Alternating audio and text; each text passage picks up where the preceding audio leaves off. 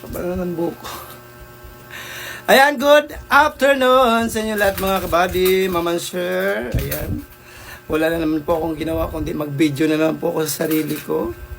How are you doing, guys? Are you having fun? So, happy weekend nga po pala today, Saturday. So, enjoy the moment with your family. And of course, with your Junakis and your wife and husband, okay? So, ayan. Wala akong maisip magagawin.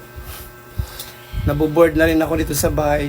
And, so, ginawa ko lang kanina is nagpa-schedule ako pabook para kumuha ng NBI. Ayan.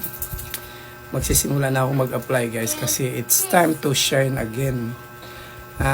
Since matagal-tagal na rin tayong tumigil sa pagtatrabaho since last February pa, so 1 month, almost 1 month na rin talaga ako since walang trabaho. So it's time na naman para kumayod, mag-apply, magtrabaho for the future. Of course, target natin mag-apply international, abroad talaga yung target ng applyan. So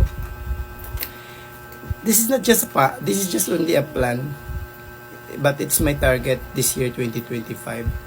So we need to make a plan for that in order for us to, you know naman, di ba, something new, new exploration of environment, racist culture. You know, sometimes it's hard to find a job here in the Philippines, especially when you're getting old, kasi alam mo naman sa Pilipinas may mga age bracket, since wala na tayong opportunity to have that kind of work here in the Philippines, so we need to apply na to work in outside of the country. So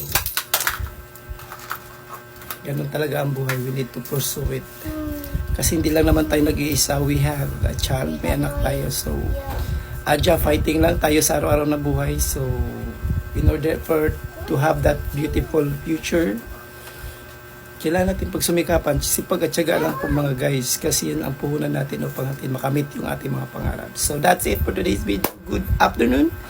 Nagmerienda na ba kayong lahat? Well, kami tapos na. Kaya ayan, good evening para mamaya. See ya.